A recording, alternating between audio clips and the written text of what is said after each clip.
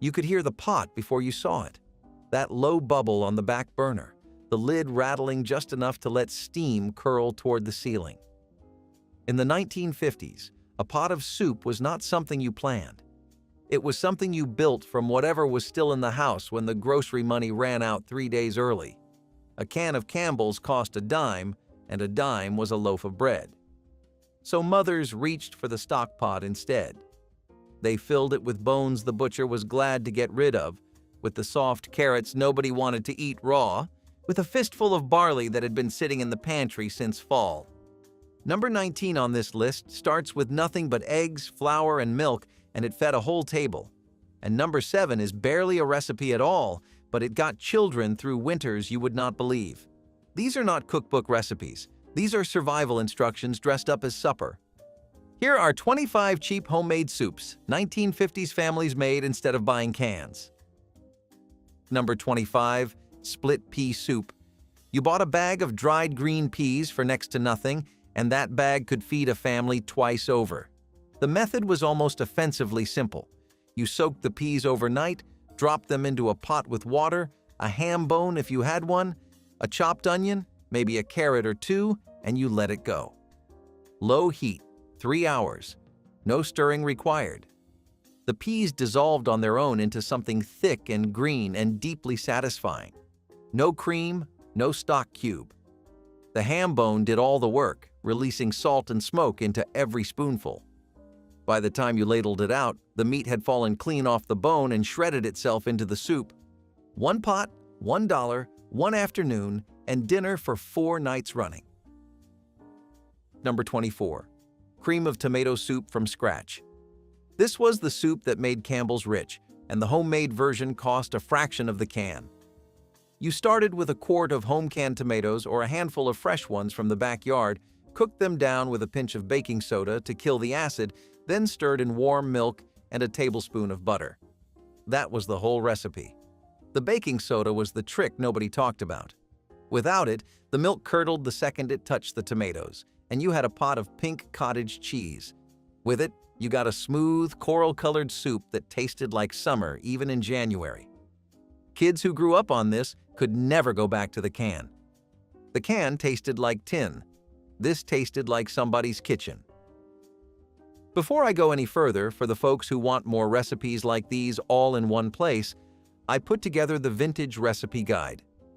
You can find it on my website, vintagelifestyleusa.com. I am not going to push it again. If you want it, it is there. Now, back to the list. Number 23, beef barley soup. You bought the cheapest cut of beef at the counter, usually a shank or a neck bone, browned it hard in a little fat, and covered it with water. An hour later, you had stock. You dropped in a cup of pearl barley, diced potatoes, carrots, celery, and a can of tomatoes if you had one. The barley swelled up and thickened the broth into something that sat heavy in the bowl. This was a Saturday soup. It took time, but the stove did the work while you cleaned the house or mended clothes. One pot made enough for Sunday, too. Families who kept a garden threw in whatever was ripe. Families who did not kept it simple. Either way, the barley stretched a quarter pound of beef into a meal nobody walked away from hungry. Number 22. Corn chowder. In late summer, when the corn came in faster than anyone could eat it, mothers scraped the cobs and made chowder. You cut the kernels off, then ran the back of the knife down the cob to get the milk out. That corn milk was the secret. It thickened the soup naturally without flour or cream. You simmered the kernels and that milky liquid with diced potatoes, a chopped onion, salt pork if you had it, and enough water to cover. 20 minutes and it was done.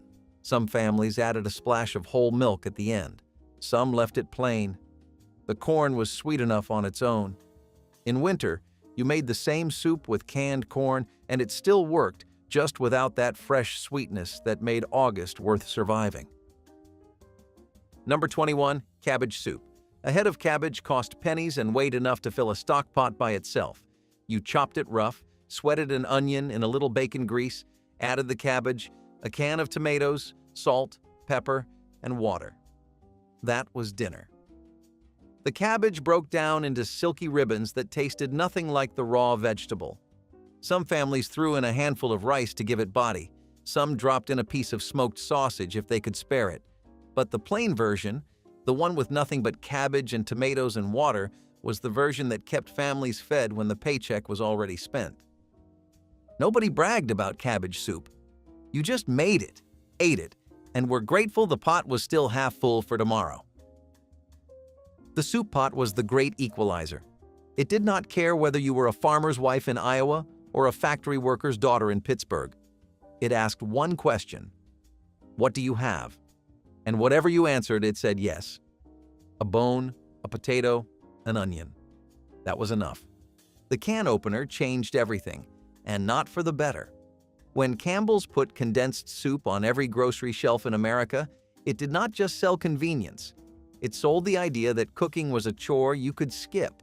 And slowly, quietly, an entire generation of women stopped reaching for the stock pot. The recipes did not vanish because they failed. They vanished because someone figured out how to charge a dime for what used to be free. The families on this list never forgot that. Number 20, tomato rice soup. This was the soup you made when you had a can of tomatoes, a cup of leftover rice, and nothing else worth mentioning. You heated the tomatoes in a pot with water, dropped in the rice, added salt and a pinch of sugar to cut the acid, and let it simmer for 10 minutes. Some mothers stirred in a spoonful of butter right at the end, just enough to round the whole thing out. The rice soaked up the tomato broth and turned soft without going mushy, which made it feel like a more complete meal than it had any right to be. Children loved it because it was mild and warm. Parents loved it because it cost almost nothing and took less time than setting the table. Number 19, Rivel soup. If you grew up in Pennsylvania Dutch country, you already know this one. And the sound of the word probably just took you back to a kitchen you have not stood in for 40 years. Rivels are tiny dumplings made from nothing but flour, an egg, and a pinch of salt. You rubbed the mixture between your fingers until it crumbled into small, irregular pieces, somewhere between a breadcrumb and a pea. Then you dropped them into boiling milk or broth, and in 3 minutes you had soup. That was the entire recipe. No vegetables, no meat, no stock cube, just egg, flour, milk, and heat. The word rivel comes from the German word for rubbing, because that is exactly what you did. You stood at the counter and rubbed dough between your palms until it fell apart in pieces small enough to cook through in seconds. Every grandmother had her own size. Some made rivels as fine as sand. Others left them chunky, almost like tiny gnocchi. There was no wrong way as long as they held together in the pot. This was the soup that Lancaster County mothers made on days when the cupboard was nearly bare. It required no trip to the store, no planning, no leftovers. You just needed a cup of flour and 1 egg, and those were the 2 things a farmhouse always had. I have talked to people who grew up eating this 3 nights a week and never got tired of it.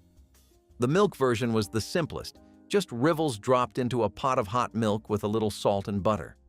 The broth version was heartier, especially if you used chicken stock from a bird you had boiled the day before. Either way, it was ready in under 10 minutes. It filled stomachs that had no business being full, and it cost so close to nothing that nobody ever bothered to calculate the price. Number 18, lentil soup. Lentils were cheap, they cooked fast, and they did not need to soak overnight like dried beans. You rinsed a cup of brown lentils, put them in a pot with diced onion, carrot, celery, a bay leaf, and enough water to cover by 2 inches. 40 minutes later, you had a thick, earthy soup that stuck to your ribs. Some families added a splash of vinegar at the end, which brightened the whole pot and kept it from tasting flat. Others crumbled leftover cornbread into the bowl and ate it like that. Lentil soup was the meal you never saw in restaurants and never read about in magazines. It lived entirely in home kitchens, made by women who learned it from their mothers and never thought to write it down. Number 17, onion soup. Not the French restaurant version with a crock and melted cheese on top. The 1950s American version was plainer than that, and better for it.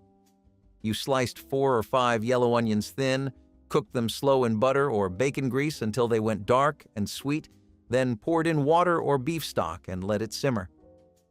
A few slices of stale bread went on top, maybe a handful of grated cheese if you had it, and the whole thing went under the broiler for 2 minutes. The bread soaked up the broth and turned into something halfway between a dumpling and a crouton. The onions did all the heavy lifting. When you cooked them low and slow, they released a natural sweetness that no amount of seasoning could match. One bag of onions cost almost nothing, and that bag made enough soup to last 3 days. Number 16. Turkey carcass soup. The day after Thanksgiving, before the dishes were even all washed, the carcass went into the pot. You cracked the bones, covered them with water, threw in an onion cut in half, a few celery tops, salt and pepper, and let it simmer for hours. By afternoon, you had a rich golden broth that smelled better than the original dinner. You strained out the bones, picked off whatever meat was still clinging to them, and added it back with egg noodles or rice. Some families dropped in frozen vegetables. Others kept it simple, just broth, turkey shreds, and noodles. This was the meal that made Thanksgiving worth the trouble. The bird fed you once at the table. The carcass fed you 3 more times from the stove. Nothing went to waste. Number 15. Cream of celery soup. Nobody bought cream of celery soup in a can because they loved the taste. They bought it because the recipe on the back told them to use it in a casserole. But the homemade version, the one your grandmother made from actual celery, was a completely different thing. You chopped a whole head of celery, leaves and all, sautéed it with onion and butter, added flour to thicken, then poured in milk and a little chicken stock. You simmered it until the celery was soft, then mashed it with a fork or pushed it through a sieve. What came out was pale green, silky, and tasted like a garden in a bowl. The leaves gave it a depth that no can ever captured. Something worth saying about the women who made these soups. They did not call themselves cooks. They did not collect recipes or read food magazines or dream about kitchen gadgets. They fed people. That was the job, and it started before sunrise and did not end until the last dish was dried and put away. A pot of soup was not a creative expression. It was an answer to a math problem. How do you turn $2 into 7 days of meals? The answer was almost always the same. Start with water, add heat, find something, anything, to put in the pot, and keep stirring until everyone at the table has had enough. The skill was not in the recipe. The skill was in knowing how to make nothing taste like enough. Number 14. Pepper pot soup. This one goes back further than the 1950s, further than the 1850s, all the way to the winter of 1777 at Valley Forge. The Continental Army was starving. General Washington asked his camp cook to feed the troops with whatever could be found. The cook scrounged tripe, peppercorns, and scraps of vegetables and boiled them together into a spicy, warming broth that became known as Philadelphia pepper pot. By the 1950s, the soup had migrated from military legend into ordinary kitchens across Pennsylvania, New Jersey, and Maryland. The version families made was simpler than the original, but it kept the same backbone. Tripe cut into small squares, slow cooked with potatoes, onion, celery, and a heavy hand of black pepper. The tripe was the part that scared people, but families who grew up eating it never blinked. You cleaned it, boiled it until tender, then cut it into bite-sized pieces that had a chewy, almost noodle-like texture in the broth. The pepper was what made the soup come alive. You tasted it with every spoonful, not hot like chili pepper, but warm and sharp, the kind of heat that builds slowly and stays in your throat. Campbell's made a canned version for years, and it sold well enough in the mid-Atlantic states, but it was nothing compared to the pot your grandmother kept on the stove all Saturday afternoon. The homemade version had layers. The tripe gave it body, the potatoes gave it weight, the pepper gave it character, and the broth, after 4 hours of simmering, turned into something dark and rich that you could smell from the front porch. By the 1970s, pepper pot had mostly disappeared from home kitchens. Tripe got harder to find, and the generation that knew how to clean it was getting older. But in the 1950s, this was a Saturday soup in thousands of households, and the people who ate it never forgot what it tasted like. Number 13. Scotch broth. This was a cold weather soup that Scottish and Irish immigrant families brought to America and never let go of. You started with a lamb shank or neck, the cheapest cut at the butcher, and simmered it for 2 hours with pearl barley, diced turnip, carrot, and onion. The barley thickened the broth while the lamb fell apart into tender shreds. What made Scotch broth different from other meat soups was the turnip. It added a slight bitterness that kept the whole thing from tasting too heavy. Families in the Midwest and Northeast made this through every winter of the decade. The pot sat on the stove for days, getting better each time you reheated it. The barley absorbed more broth overnight and swelled up, so the second day was always thicker than the first. Number 12. Cream of mushroom soup from scratch. The canned version was the backbone of 1950s casserole cooking, but the homemade version was a meal on its own, and the two tasted nothing alike. You sliced a pound of fresh mushrooms thin, sautéed them in butter until they browned and released their liquid, then sprinkled flour over the top and stirred until it thickened. Warm milk went in slowly, a little at a time, while you kept stirring. The result was a rich, dark, earthy soup that coated the back of a spoon. Fresh mushrooms were inexpensive in the 1950s, especially near farms or in towns where someone foraged. A pound of mushrooms made enough for the whole family, and the only other things you needed were butter, flour, and milk. 3 ingredients you already had in the kitchen. Number 11. Cheese soup. This was a Midwestern staple that started with a block of sharp cheddar and ended with a pot of golden, velvety soup that children ate without a single complaint. You made a basic white sauce from butter, flour, and milk, then stirred in grated cheese until it melted smooth. A pinch of dry mustard and a dash of Worcestershire sauce kept it from tasting flat. Some families added diced potatoes or broccoli. Others served it plain over toast. The cheese did not need to be expensive. A block of store-brand cheddar worked fine, and half a block was enough for a full pot. This was comfort in its purest form. No pretension, no technique, just melted cheese in a bowl, and nobody ever complained about it. Number 10. Lima bean soup. Dried lima beans were one of the cheapest things you could buy in a 1950s grocery store, and a 1-pound bag made enough soup to last a week. You soaked them overnight, drained them, and simmered them with a ham bone, onion, salt, and pepper until the beans went soft and creamy. Some cooks mashed half the beans against the side of the pot to thicken the broth, leaving the other half whole for texture. The result was a heavy, pale soup that sat in your stomach like a brick, which was exactly the point. This was a January meal. You ate it with cornbread or crackers, and you did not need anything else on the table. Lima beans have never been glamorous, but they kept more families going in this country than any vegetable with a better reputation. Number 9. Chicken rice soup. When you could not afford egg noodles, you used rice. And when you could not afford a whole chicken, you used the back and neck, which the butcher sold for almost nothing. You simmered the bones until the broth turned golden, picked off whatever meat there was, strained the broth, and started fresh with rice, carrot, celery, and the shredded chicken. The rice absorbed the broth as it cooked, so you had to add water as it went. 30 minutes later, you had a thick, starchy soup that felt heavier than chicken noodle, but cost half as much. Mothers made this when someone in the house was sick, and it worked better than anything the drugstore sold. Every culture on Earth has a version of this story. A pot, water, heat, something to put in it. The details change, the ingredients shift, but the principle never moves. You do not need much to make a meal that matters.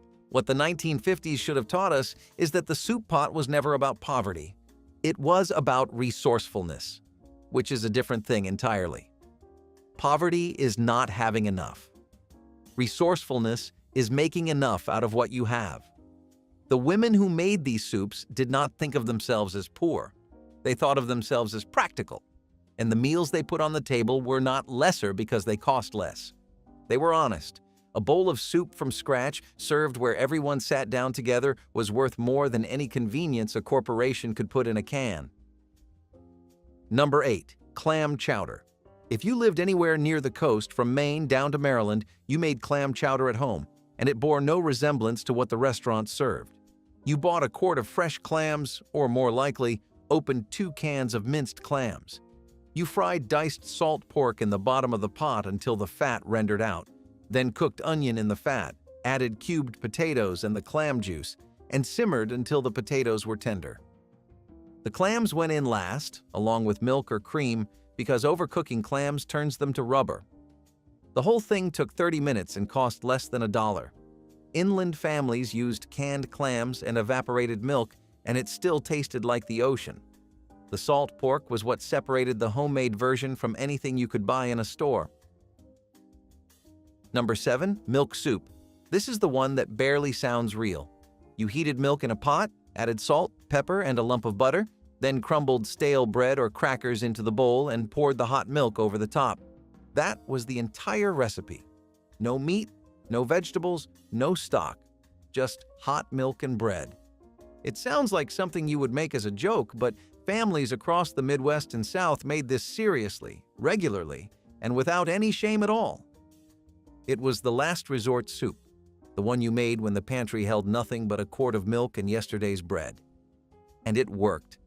It was warm, it was filling, and on a night when nothing else was available, it was enough. Children who grew up eating milk soup remember it with a tenderness that surprises even them. Number 6. Peanut soup. This was a Virginia and Carolina specialty that traces back to the colonial era, carried forward by families who never stopped making it. You started with roasted peanuts, ground them fine or used peanut butter, and stirred them into a pot of chicken stock with sautéed onion and celery. A little cream smoothed it out, and a pinch of cayenne gave it just enough heat to keep things interesting. The flavor was nothing like what you would expect.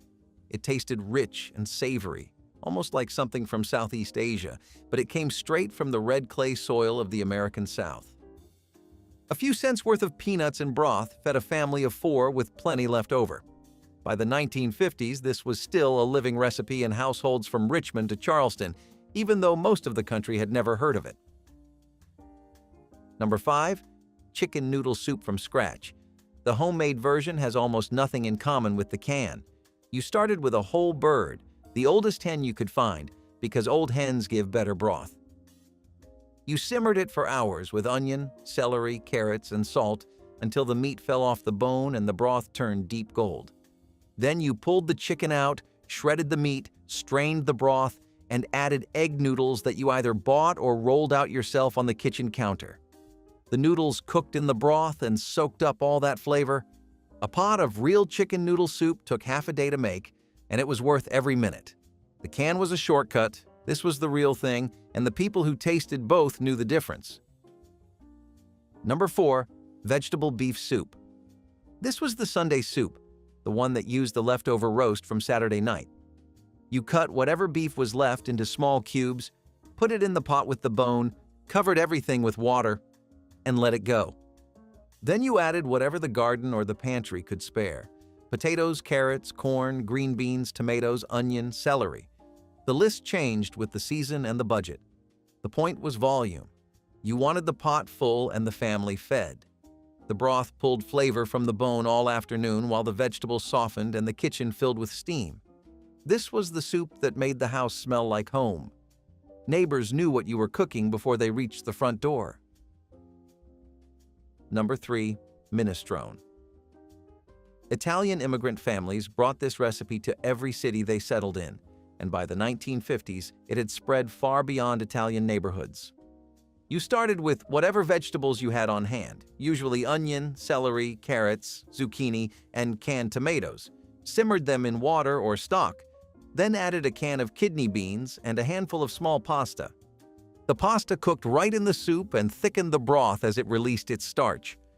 A rind of Parmesan cheese, if you had one, went into the pot whole and melted slowly, adding a salty richness that no amount of seasoning could replicate. Every family made it differently, and every family was convinced their version was the correct one. The argument has not been settled yet. Number 2. Cream of asparagus soup. In spring, when asparagus came up in the garden or showed up cheap at the market, mothers made this soup and served it like something from a restaurant. You snapped off the woody ends, simmered the stalks in chicken broth until tender, then mashed or blended them into the liquid. A little butter and cream turned it into a smooth, pale green soup that tasted like the first warm day of the year. The woody ends did not go to waste either. You simmered those separately, strained the liquid, and added it back to the pot for extra depth. Asparagus season only lasted a few weeks, so this soup felt special every time it appeared on the table. It was proof that cheap did not have to mean plain. Number 1. Bread soup. This is the simplest soup on this entire list, and it is the one that means the most. You took stale bread, tore it into pieces, and dropped it into a pot of hot broth. That was it. Maybe you added a beaten egg, maybe a grating of cheese, maybe nothing at all. The bread absorbed the broth and turned into something soft and warm that filled an empty stomach when nothing else would. Every culture has a version of this. The Italians call it ribollita. The French call it panade. In 1950s American kitchens, nobody called it anything special. They just called it supper. This was the meal you made on the last night before payday, when the icebox was empty and the children were hungry, and you had nothing but a heel of bread and a pot of broth you had been stretching since Monday. And it was enough. It was always enough. A pot of broth and a piece of bread. That is where cooking began, and in a lot of American kitchens in the 1950s, that is exactly where it stayed. Canned tomato and elbow macaroni soup was not glamorous, but it made the pantry stretch. 1 can of tomatoes, sometimes whole, sometimes crushed, got poured into a pot with water and a few handfuls of elbow macaroni. You let the pasta swell until it filled the pot with soft, starchy bulk. If you had a bouillon cube, in it went. If you had milk, you added a splash to cut the acidity. The whole thing tasted like warmth and metal, especially when cooked in an old aluminum pan. You could dress it up with a sprinkle of sugar or a pat of butter, but most of the time it was just tomato and noodle, red and white, bland and better than nothing. Kids would pick through it, looking for a miracle. Adults just spooned it in, chewing with their jaws and not their hearts. It was fast. It was filling. It was honest. And in a world full of dinner tables that asked for patience and sacrifice, this soup asked for very little.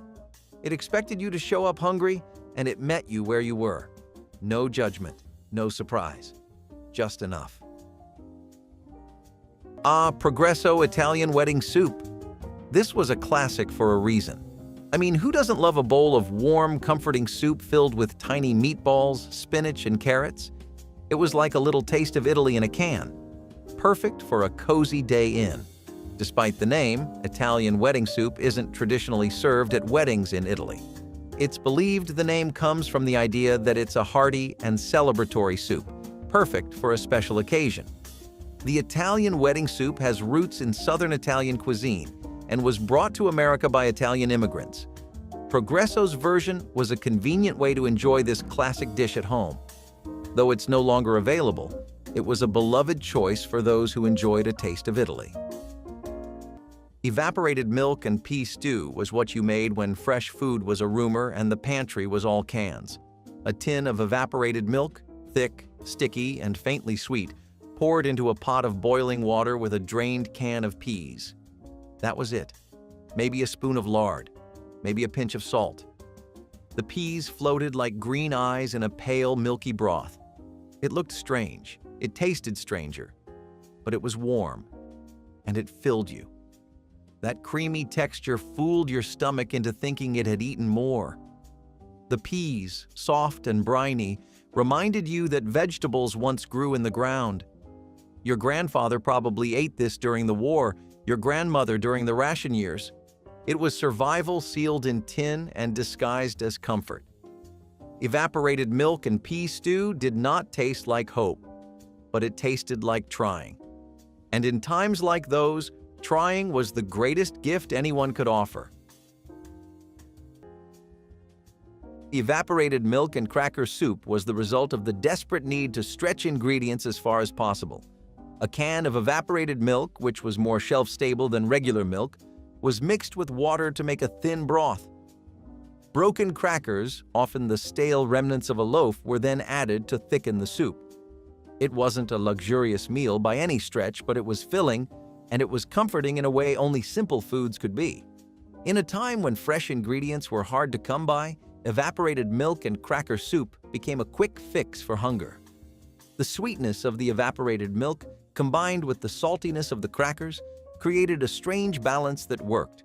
You could serve it hot or cold, depending on what you had available. While it may not have been the most satisfying dish, it provided a moment of relief for those who needed it. In a world where food often felt scarce, evaporated milk and cracker soup was a reminder that survival often required making do with what you had, no matter how strange the combination. All right, let's get a little weird with it. We're talking about Campbell's mock turtle soup. Now, before you wrinkle your nose, hear me out. This wasn't actually made from turtles. It was a Victorian-era concoction made with beef, veal, and sometimes even calf's head. Campbell's mock turtle soup might sound like something out of a fairy tale, but it was a real-life favorite for many.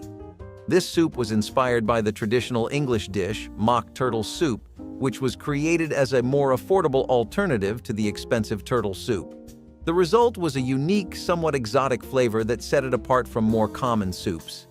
The name mock turtle was just a fancy way of saying it was a fancy soup. Mock turtle soup was a popular dish in the 19th century. It was often served at grand dinners and banquets.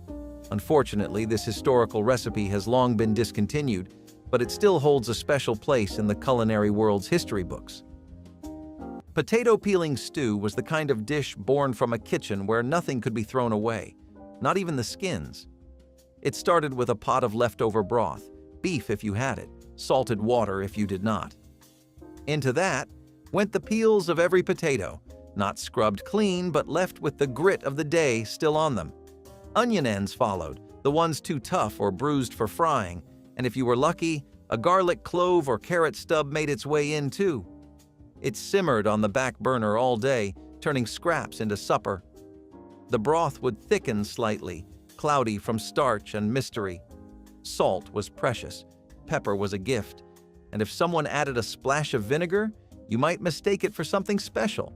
They called it stew because soup sounded too thin, too hollow. It tasted like everything and nothing. But it filled bellies. Children never knew the difference. They just knew the smell meant someone tried. It was survival with a wooden spoon, and somehow it was enough. Old Bean Water Revival was the second act for yesterday's pot of beans.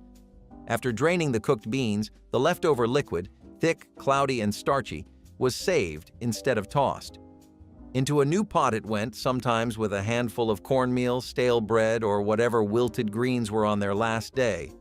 It was not quite soup, not quite stew, more of a porridge that refused to pick a side. You stirred it slowly so it would not stick. You added salt with a heavy hand and hoped the memory of last night's beans was still strong enough to flavor it.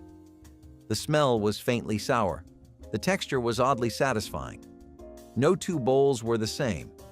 And because it came from leftovers, you ate it quietly, as if the meal knew it was not supposed to exist. It was an echo of a meal, stretched past its expiration date, made to feed one more mouth. Some families even preferred it to the original beans. Others called it shame soup. But when the cupboards were empty and the paycheck was still a week away, this gray broth with its mystery lumps kept people going. It was a second chance in a bowl. Amy's organic lentil vegetable soup was a crowd pleaser for those who loved a hearty vegetable-packed soup. What's not to love about a healthy soup that tastes just as good? With its blend of lentils and a variety of vegetables, this soup was both filling and nutritious.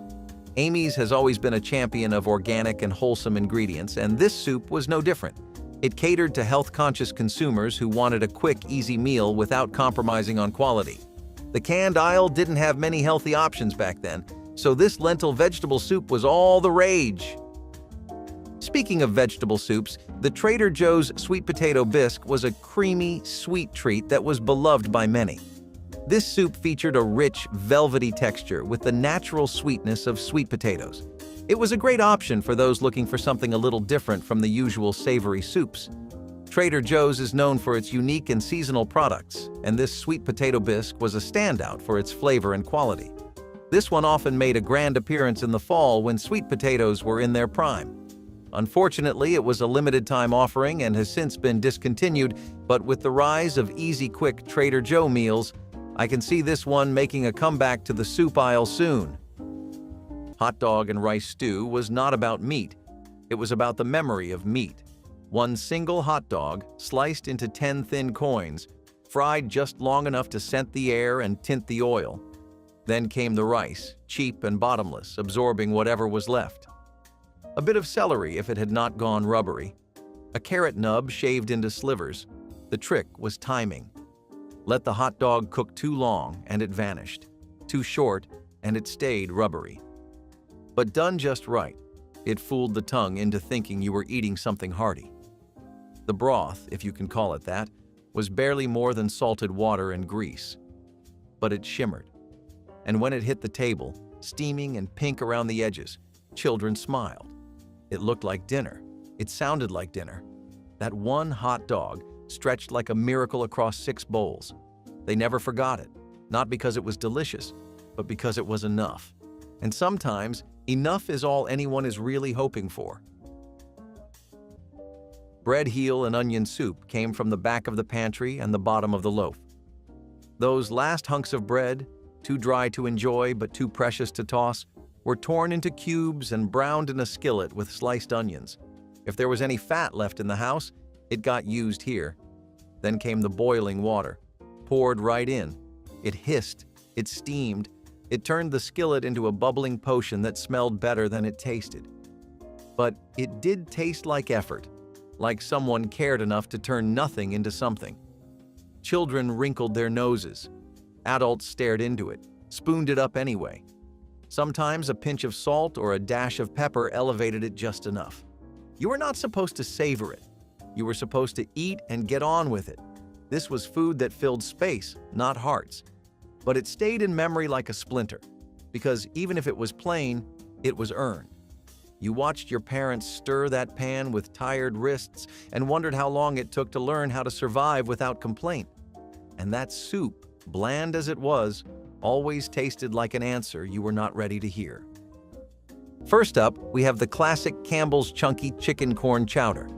This creamy concoction was a staple for many families in the 90s and early 2000s. It combined tender chicken, sweet corn, and a rich, creamy base that was oh so satisfying. Now, soups were everywhere in the 90s, so what made this one stand out in the canned soup aisle? Well, it was the chunky texture. Plus, it was the classic hot meal for a cold day. Originating from Campbell's, a brand known for its iconic soups, Chunky Chicken Corn Chowder was part of the Chunky line, which aimed to provide more filling options. It's rumored that this soup's popularity soared thanks to its frequent appearances in TV commercials and endorsements by celebrities. Yeah, remember that soup advertisement with former NFL player and current sports analyst Jerome Bettis? Sadly, this soup seems to have disappeared without a trace. I mean, what's a soup without corn? It's like pizza without cheese. Sawdust dumpling stew did not have real sawdust, but you might have thought it did. It started with stale bread, so dry it crumbled like wood, and was shredded into dust, soaked in water, and mashed into a heavy paste. That paste got pinched into lumps, dropped into a weak broth made from bones or salted water, and boiled until swollen. The dumplings held their shape, barely. They were gray, dense, and heavy as stones. But they gave the illusion of a full pot. A single onion or garlic clove made it sing. Some added a splash of vinegar, others a pat of lard. But the dumplings were the point. They made you chew, they made you full, and they reminded you that bread, even at the end of its life, still had one more job to do. It was not elegant, but it was enough. And in kitchens where the wind blew through the cracks in the wall, that mattered more than taste. Celery leaf broth was another example of how people made use of what would typically be thrown away. The tops of celery stalks, often discarded as waste, became the foundation for a surprisingly flavorful broth. In a time when every scrap of food was precious, even the smallest bits were salvaged. The celery leaves, full of a delicate, almost grassy flavor, were simmered with water, creating a light broth that was both soothing and filling. It wasn't much, but in the world of rationing, it was enough. A little salt, maybe some pepper, and it became a comforting soup for those who needed it most. The idea of turning something most people didn't even consider into a meal was a reflection of the mindset that prevailed during these difficult times. Everything had value. Every scrap could contribute to survival. For those who lived through it, celery leaf broth wasn't just food. It was a reminder that the key to survival was resourcefulness, the ability to find value in what others had discarded. Next up, we have lentil soup from Progresso. Now, I know what you're thinking. Lentil soup? Really? But trust me, this wasn't your grandma's lentil soup. Progresso kicked it up a notch with roasted veggies, giving it a smoky, flavorful twist. It was a great way to sneak in some extra protein and fiber. This was one of the healthiest canned meals out there, and its taste spoke for itself. Lentils have been a staple food for centuries, dating back to ancient Egypt and Rome. They're packed with nutrients and are a great source of plant-based protein. Progresso's version took this traditional dish and gave it a modern twist with roasted vegetables. Lentils are still loved in many countries in Asia, but the States have had enough of this protein option. Unfortunately, this particular variety has been discontinued, but it was a great example of how Progresso was always experimenting with new and exciting flavors. This soup might not be for everyone, but it was definitely a dish that had people licking food off their fingers. Corn cob broth stew asked you to believe in what was already gone. The corn was eaten, of course, but the cobs, stripped, gnawed, and dry, were dropped into a pot and simmered for hours to pull out whatever ghost of flavor they had left. The broth turned golden, sweet, and faintly smoky. Into that went whatever scraps remained: a potato, a handful of beans, a sprig of parsley, if someone still had a garden. The cobs were taken out before serving, but the warmth lingered. It tasted like memory, like summer's shadow. Some said it was not real stew, but to the ones who made it, it was. It meant nothing was wasted. It meant supper still came, even when the field was bare. There is something sacred in that kind of belief, in boiling bones and husks and peels, because hope is cheaper than groceries. Corncob broth stew was never about hunger. It was about refusing to believe the cupboard was truly empty. Salt pork and boiled water soup began with one single cube of meat, small, hard, and saltier than anything else in the house. That lone piece of salt pork got dropped into a pot of water, where it slowly surrendered its fat and flavor over the course of an hour. You watched the sheen rise to the surface, a slick halo of grease that promised at least a little richness. The smell was better than the taste, and everyone knew it. But no one complained. Sometimes a potato was diced into the broth, sometimes an onion, but often it was just water and pork, enough to convince the tongue that you were eating soup instead of flavored water. The meat itself was never served. That cube stayed in the pot, reused again tomorrow, until it finally disintegrated from overuse. That was the rule. You fed the family with its echo, not its flesh. It was not satisfying. It was not filling. But it was hot. It was something. And in a time when you had nothing to spare, the scent of simmering pork fat was a strange kind of comfort. It meant someone was still trying. All right, let's talk about this Campbell's home-style chicken noodle soup. This was a vegetarian's dream come true. It was creamy, flavorful, and packed with protein with a combination of white beans, rice, and spinach. Campbell's. This particular variety gained popularity in many states, especially in the Midwest, where hearty soups are a staple in comfort food cuisine. One of the most memorable aspects of Campbell's home-style chicken noodle soup was its iconic advertising campaign. The ads featured the chunky soup label prominently and were often endorsed by celebrity athletes like NFL stars.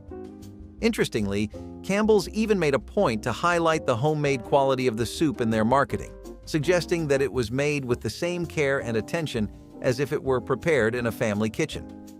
Chicken noodle soup has a long history as a go-to comfort food, and Campbell's home-style version aimed to take that tradition to the next level. Despite its popularity, this version eventually fell off the shelves. Cabbage core stew was a lesson in patience and pride. Cooked from the part most folks tossed in the compost without a second thought. The outer leaves were long gone, pickled or boiled to mush. But that white, dense center, that was the prize.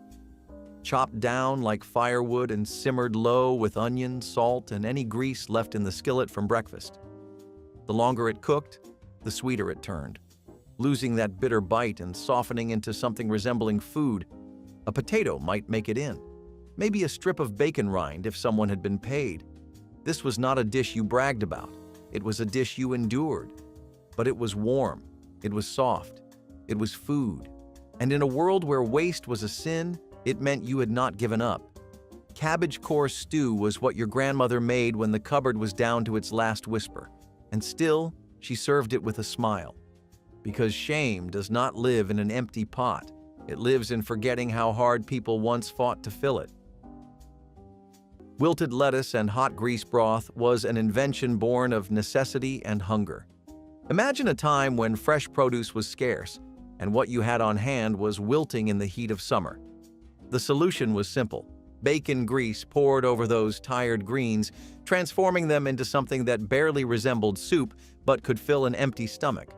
The bitter leaves softened in the hot grease, which added a layer of richness and flavor that made it somehow bearable. You could stretch this meager concoction with just a bit of seasoning, and suddenly it became more than just a sad vegetable dish. It was a meal.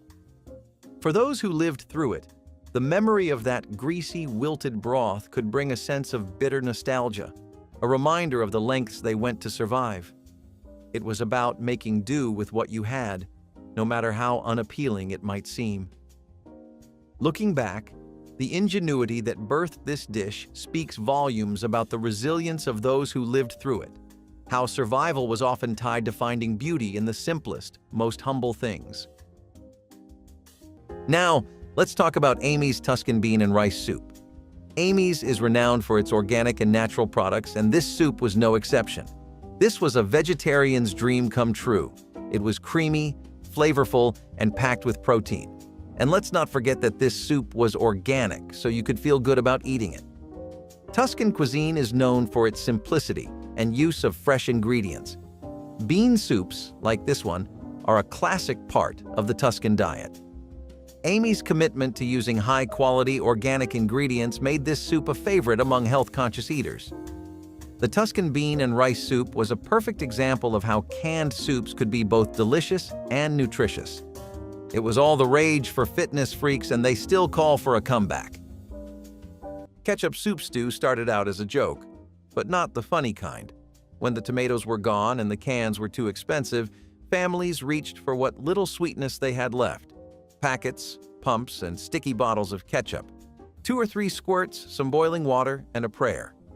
Add elbow noodles or rice if you had it. Maybe half an onion, chopped thin enough to melt.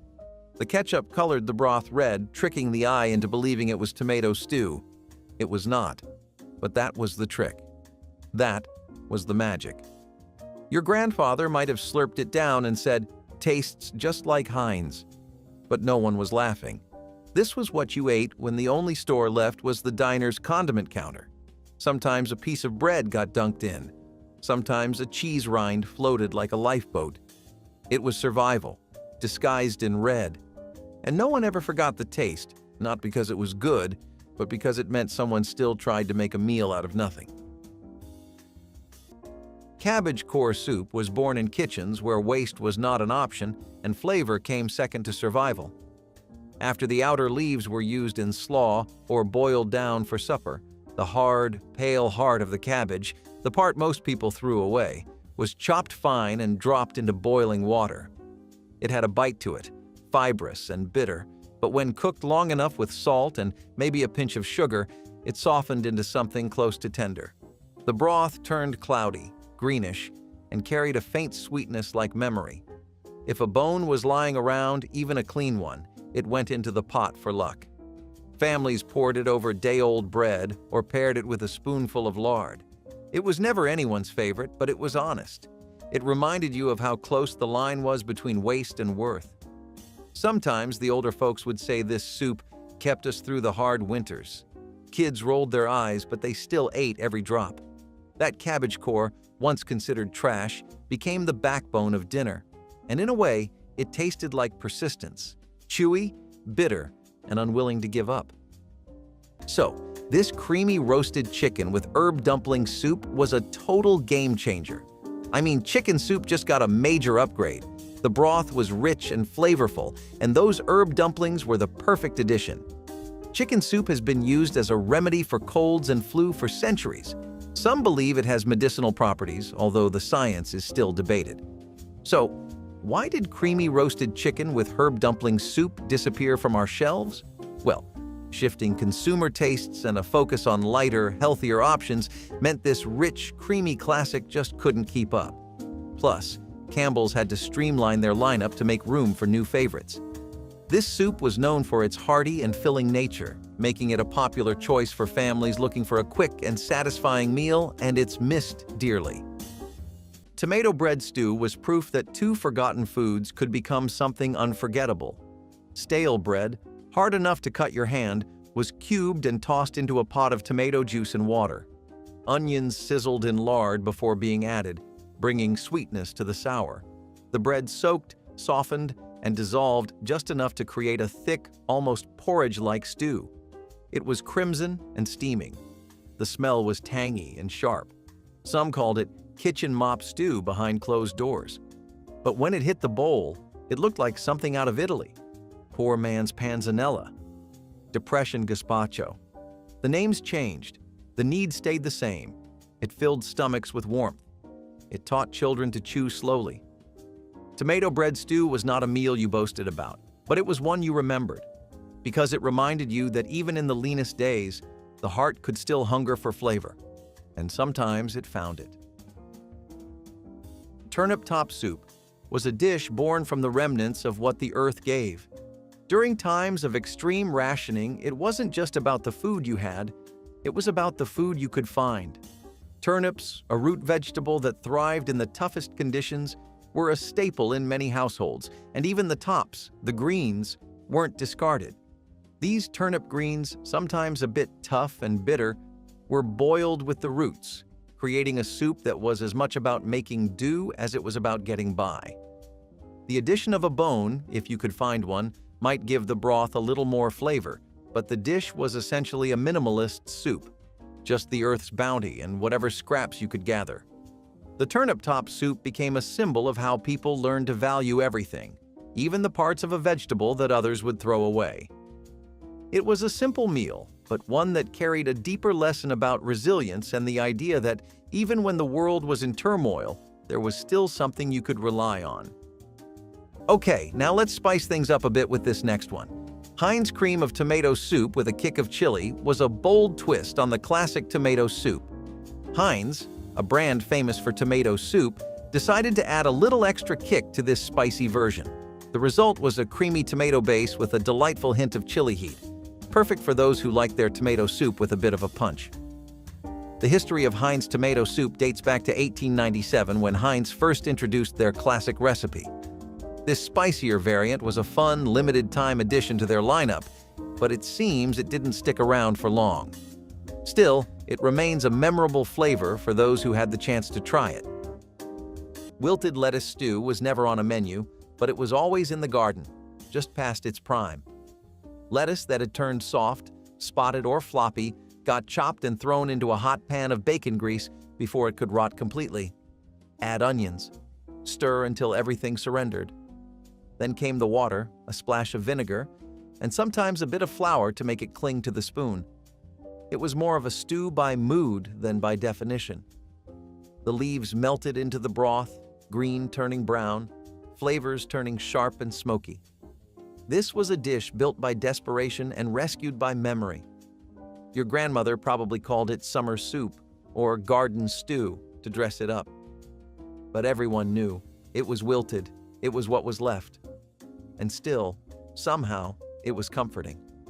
There is something quietly heroic about taking what the world says is garbage and turning it into dinner.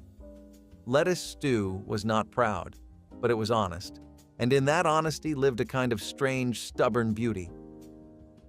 Potato peel broth was not made for flavor. It was made for survival. When money was gone and meat was a memory, the scraps took center stage. Families would save every potato skin in a tin on the counter, letting them dry until there were enough to make a pot. Onion ends, carrot tops, maybe even a garlic clove if someone got lucky. Into the water they went. This was broth built from rejection, slowly simmered into something warm, salty, and strangely comforting. A dash of salt made it taste like something you meant to cook.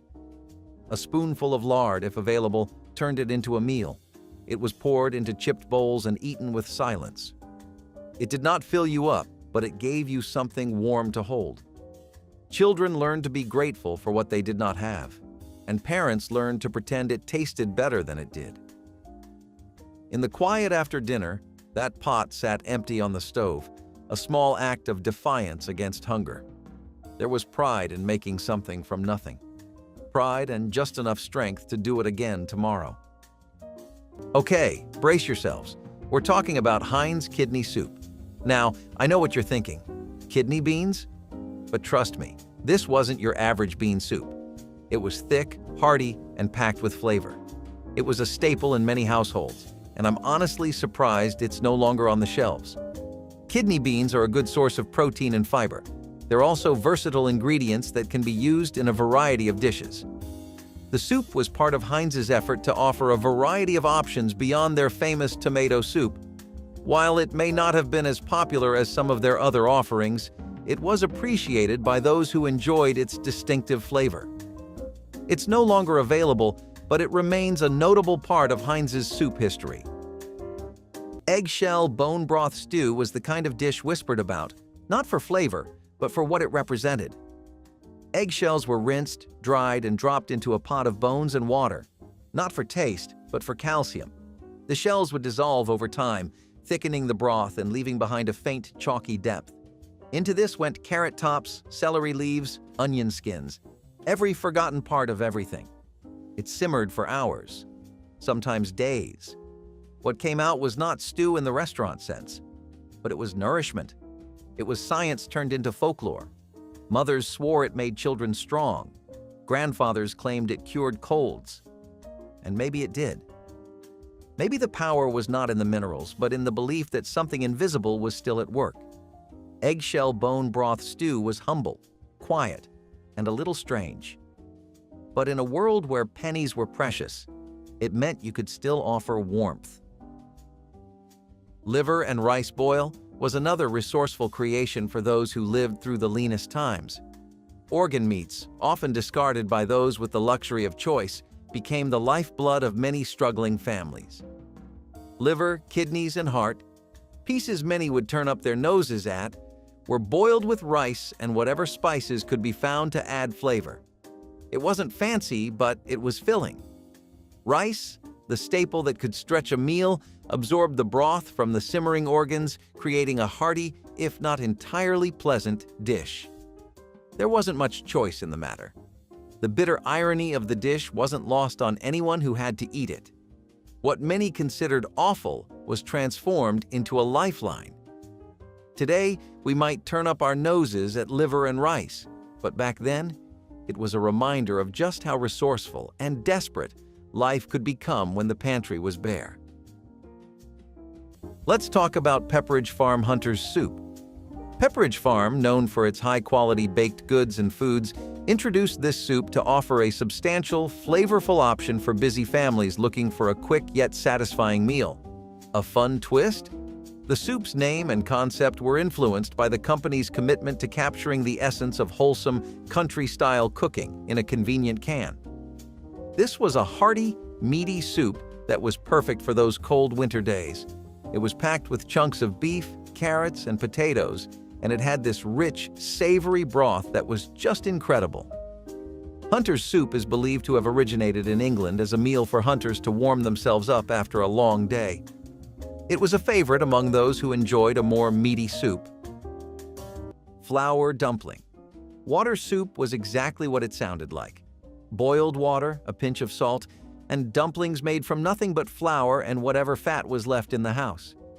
You mixed the flour with a little water until it clung together in sticky clumps, then dropped spoonfuls into the bubbling pot. The dumplings swelled and softened, turning the water cloudy and thick. Sometimes the dumplings were chewy. Sometimes they dissolved. No two pots were ever the same. The flavor came from memory, not ingredients. Some parents told their kids it was their favorite meal as a child, just to make them feel better. Others stayed quiet. There was something hypnotic about watching the lumps rise to the surface, bobbing like pale ghosts in the broth. You ate it fast before it congealed, and if you were lucky, it stuck to your ribs just long enough to fall asleep. This was food that asked for nothing and gave very little in return. But it was warm. It was there. And when you had nothing else, that was enough to earn your respect. Campbell's oyster stew was another unique entry in Campbell's lineup. This soup featured oysters in a creamy, buttery broth, a delicacy for seafood lovers. Oyster stew has roots in early American cuisine, especially in coastal areas where fresh oysters were abundant. Campbell's oyster stew was a way for people to enjoy the luxurious taste of oysters without needing to go to a seafood restaurant. Oyster stew is a traditional dish that has been enjoyed for centuries. It is believed to have originated in England. While it may not have been everyone's cup of tea, it was a notable attempt to bring a bit of seafood elegance to the canned soup aisle. That is the list. 25 soups that cost almost nothing and kept families going through the hardest weeks of the hardest years. I want you to try one. Pick any soup on this list, make it this week, and sit down at the table when you eat it. Not the couch, not the counter. The table. If you grew up on any of these, tell me which one in the comments. Tell me who made it and whether it still tastes the way you remember. If you are new here, hit subscribe. I bring these recipes back every week because somebody should. Until next time, take care of yourselves.